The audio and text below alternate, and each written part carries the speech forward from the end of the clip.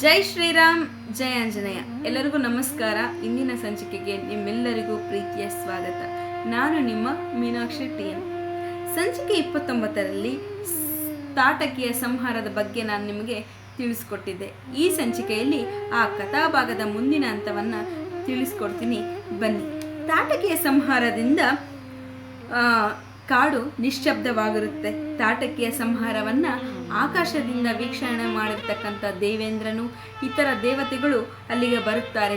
ರಾಮ ಲಕ್ಷ್ಮಣರ ಧೈರ್ಯ ಸಾಹಸಗಳನ್ನು ಮೆಚ್ಚಿ ಕೊಂಡಾಡುತ್ತಾರೆ. ನಿಮ್ಮಿಂದ ಧರ್ಮಕ್ಕೆ ಜಯವಾಗಿದೆ, ಲೋಕ ಕಂಟಕ ತಪ್ಪಿದೆ, ನಿಮಗೆ ಶುಭವಾಗಲಿ ಅಂತ ಹರಸುತ್ತಾರೆ. ವಿಶ್ವಾಮಿತ್ರರು ಕೂಡ ರಾಮ ಲಕ್ಷ್ಮಣರನ್ನ ಪ್ರೀತಿಯಿಂದ ಕರೆದು ಹಪ್ಪಿಕೊಳ್ಳುತ್ತಾರೆ. ಈ ರಾತ್ರಿ ನಾವು ಇಲ್ಲಿಯೇ ಕಳೆಯೋಣ, ನಾಳೆ ಬೆಳಗ್ಗೆ ನಮ್ಮ ಆಶ್ರಮದ ಕಡೆ ಪ್ರಯಾಣ ಬೆಳೆಸೋಣ ಅಂತ ಹೇಳಿ ಆ ರಾತ್ರಿ ಅಲ್ಲಿಯೇ ಉಳಿದುಕೊಳ್ತಾರೆ. ಇದಾದ ನಂತರ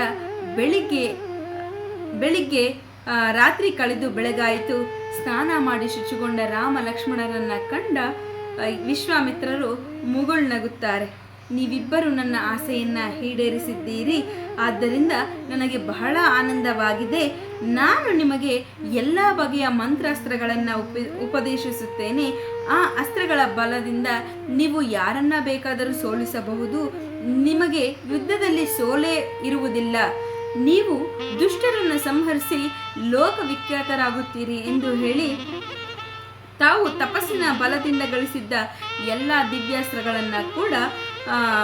ದಿವ್ಯಾಸ್ತ್ರಗಳ ಮಂತ್ರಗಳನ್ನು ಕೂಡ ರಾಮ ಲಕ್ಷ್ಮಣರಿಗೆ ಉಪದೇಶಿಸುತ್ತಾರೆ. ಈ ಮಂತ್ರಗಳ ಬಲದಿಂದ ಬ್ರಹ್ಮಾಸ್ತ್ರ, ವಾಯುವ್ಯಾಸ್ತ್ರ, ಇಂದ್ರಾಸ್ತ್ರ, ವರುಣಾಸ್ತ್ರ, ಆಗ್ನೇಯಾಸ್ತ್ರ ಎಲ್ಲ ರೀತಿಯ ಮಂತ್ರಗಳನ್ನು ಪ್ರಯೋಗಿಸಬಹುದಿತ್ತು. ವಾಯುವ್ಯಾಸ್ತ್ರದಿಂದ ಶತ್ರುವನ್ನ ಗಾಳಿಯಲ್ಲಿ ಆರಿಸಬಹುದಿತ್ತು. ವರುಣಾಸ್ತ್ರವನ್ನು ಪ್ರಯೋಗಿಸಿ ಶತ್ರುವಿನ ಮೇಲೆ ಮಳೆಗರೆಯಬಹುದಿತ್ತು. ಬ್ರಹ್ಮಾಸ್ತ್ರ ಮತ್ತು ಇಂದ್ರಾಸ್ತ್ರಗಳಿಂದ ಅಪಾರವಾದ ಶಕ್ತಿಯನ್ನ ಉತ್ಪಾದಿಸಬಹುದಾಗಿತ್ತು. ಹೀಗೆ ಈ ಅಸ್ತ್ರಗಳು ಅನೇಕ ರೀತಿಯ ಶಕ್ತಿಗಳನ್ನು ಹೊಂದಿದ್ದವು. ಈ ಅಸ್ತ್ರಗಳಿಗೆಲ್ಲ ಒಬ್ಬೊಬ್ಬ ಅಧಿದೇವತೆ ಇರುತ್ತಾರೆ. ಯಾವುದೇ ಒಂದು ಬಾಣ ಹೂಡಿ ಅಸ್ತ್ರ ಮಂತ್ರ ಜಪಿಸಿದರೆ ಆ ಅಸ್ತ್ರದ ಅಧಿದೇವತೆಯ ಶಕ್ತಿಯು ಬಾಣದ ಮೇಲೆ ಕೇಂದ್ರೀಕೃತವಾಗುತ್ತದೆ. ಅನಂತರ ಅದನ್ನು ಶತ್ರುವಿನ ಮೇಲೆ ಪ್ರಯೋಗಿಸಬಹುದಿತ್ತು. ವಿಶ್ವಾಮಿತ್ರರು ರಾಮನಿಗೆ ಮಂತ್ರಾಸ್ತ್ರಗಳನ್ನು ಉಪದೇಶಿಸಿದಾಗ ಈ ಎಲ್ಲ ಅಸ್ತ್ರಗಳ ಅಧಿದೇವತೆಗಳು ರಾಮನ ಮುಂದೆ ಬಂದು ನಿಲ್ಲುತ್ತಾರೆ.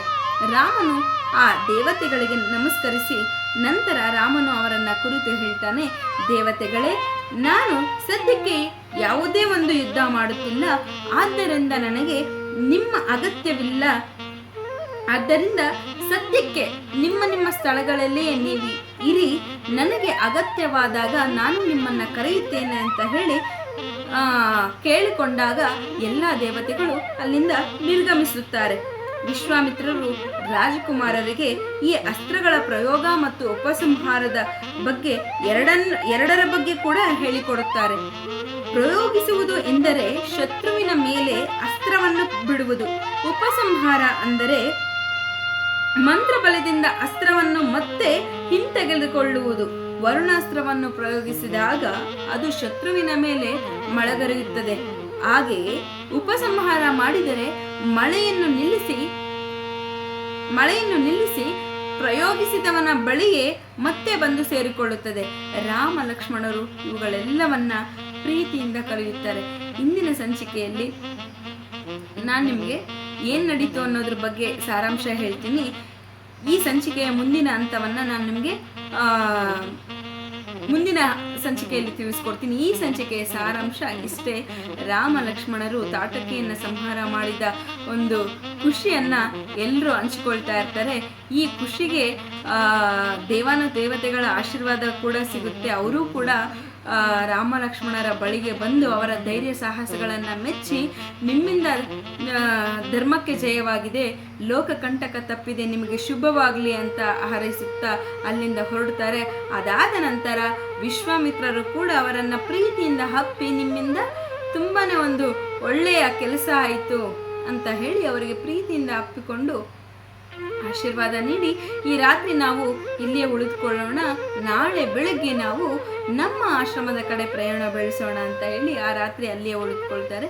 ಮಾರನೇ ದಿನ ಅಂದರೆ ರಾತ್ರಿ ಕಳೆದು ಬೆಳಗಾದ ನಂತರ ಸ್ನಾನ ಮಾಡಿ ಶುಚಿಗೊಂಡ ರಾಮ ಲಕ್ಷ್ಮಣರನ್ನು ನೋಡಿ ವಿಶ್ವಾಮಿತ್ರರು ಮುಗುಳ್ನಗುತ್ತಾರೆ.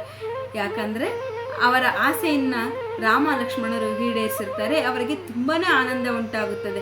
ಆದ್ದರಿಂದ ರಾಮ ಲಕ್ಷ್ಮಣರನ್ನು ಕರೆದು ಅವ್ರಿಗೆ ಹೇಳ್ತಾರೆ, ನಾನು ನಿಮಗೆ ನನ್ನ ತಪಸ್ಸಿನ ಒಂದು ಬಲದಿಂದ ಗಳಿಸಿರ್ತಕ್ಕಂಥ ಎಲ್ಲ ಮಂತ್ರಾಸ್ತ್ರಗಳನ್ನು ನಾನು ನಿಮಗೆ ಉಪದೇಶಿಸುತ್ತೇನೆ ಅಂತ ಹೇಳಿದಾಗ ಅವರು ಕೂಡ ಸಂತೋಷದಿಂದ ಒಪ್ಪಿ ಆ ಮಂತ್ರಾಸ್ತ್ರಗಳ ಬಲದಿಂದ ವಾಯುವ್ಯಾಸ್ತ್ರ, ಇಂದ್ರಾಸ್ತ್ರ, ಬ್ರಹ್ಮಾಸ್ತ್ರ, ವರುಣಾಸ್ತ್ರ, ಆಗ್ನೇಯಾಸ್ತ್ರ ಎಂತಹ ಒಂದು ಈ ಎಲ್ಲ ಅಸ್ತ್ರಗಳನ್ನು ಕೂಡ ಪ್ರಯೋಗಿಸಬಹುದಿತ್ತು ಈ ಒಂದು ಮಂತ್ರಾಸ್ತ್ರಗಳಿಂದ ಅಂತ ಹೇಳ್ಕೊಡ್ತಾರೆ. ಹಾಗೆಯೇ ವಾಯುವ್ಯಾಸ್ತ್ರದಿಂದ ಶತ್ರುವನ್ನು ಗಾಳಿಯಲ್ಲಿ ಹಾರಿಸ್ಕೊಂಡು ಹೋಗಬಹುದಿತ್ತು. ವರುಣಾಸ್ತ್ರದಿಂದ ಶತ್ರುವಿನ ಮೇಲೆ ಮಳೆಯನ್ನು ಸುರಿಸಬಹುದಿತ್ತು. ಹಾಗೆಯೇ ಆಗ್ನೇಯಾಸ್ತ್ರದಿಂದ ಶತ್ರುವಿನ ಮೇಲೆ ಬೆಂಕಿಗಳನ್ನು ಸುರಿಸಬಹುದಿತ್ತು. ಮತ್ತು ಇಂದ್ರಾಸ್ತ್ರ, ಬ್ರಹ್ಮಾಸ್ತ್ರಗಳಿಂದ ಅನೇಕ ರೀತಿಯ ಶಕ್ತಿಗಳನ್ನು ಉತ್ಪಾದಿಸಬಹುದಿತ್ತು. ಇದೆಲ್ಲವನ್ನ ಕೂಡ ಸಂಕ್ಷಿಪ್ತವಾಗಿ ರಾಮ ಲಕ್ಷ್ಮಣರಿಗೆ ಹೇಳ್ಕೊಡ್ತಾರೆ. ಅದೇ ರೀತಿ ಈ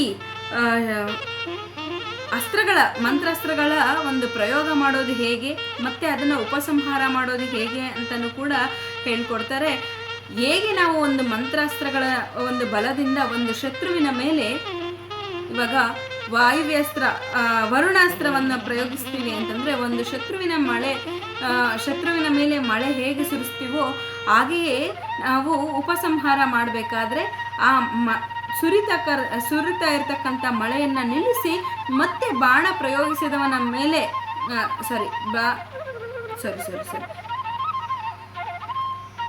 ನಾವು ನಾವು ಹೇಗೆ ಒಂದು ಬಾಣವನ್ನು ಪ್ರಯೋಗ ಮಾಡ್ತೀವಿ, ಆ ಪ್ರಯೋಗ ಮಾಡಿರ್ತಕ್ಕಂಥ ಬಾಣವನ್ನು ಮತ್ತೆ ಹಿಂಪಡಿಬೋದು.